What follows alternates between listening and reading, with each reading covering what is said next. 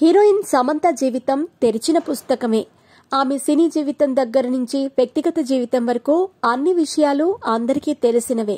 తెలుగులో top heroine గా ఓ వెలుగు వెలిగిన సమంత హీరో నాగ చైతన్యను ప్రేమించి పెళ్లి చేసుకున్నారు. నాగ చైతన్య సమంతలు 2017లో వివాహం చేసుకున్నారు.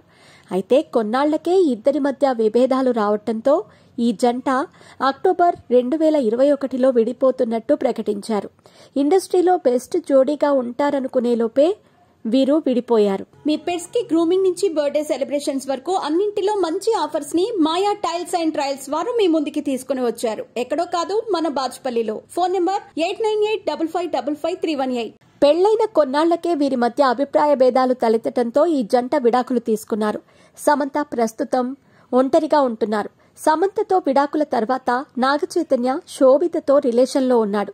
నాగ చైతన్య శోభితతో ఉన్న బంధాన్ని పెళ్లిగా మార్చుకోవాలనుకున్నాడు. ఈ క్రమంలోనే సైలెంట్ గా శోభితతో నాగ చైతన్య నిశ్చితార్థం చేసుకున్నాడు. అతి కొద్ది మంది సమక్షంలో వీరి నిశ్చితార్థ వేడుకలు జరిగాయి. మరోవైపు సమంత మాత్రం సింగిల్ గానే ఉంటూ వస్తున్నారు.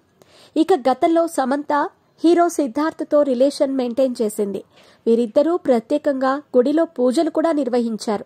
ఏం జరిగిందో తెలియదు కానీ వీరిద్దరూ బ్రేకప్ చెప్పుకున్నారు. ఆ తర్వాత సమంత నాగ చైతన్య ప్రేమించి పెళ్లి చేసుకుని విడాకులు కూడా తీసుకున్నారు.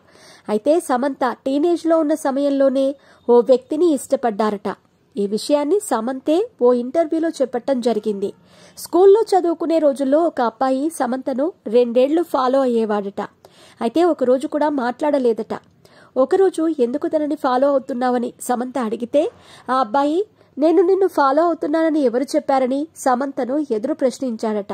అతని మాటలకు సమంత చాలా బాధపడిందట. ఆ అబ్బాయి తనను ప్రేమిస్తున్నాడో లేదో అర్థం కాలేదట.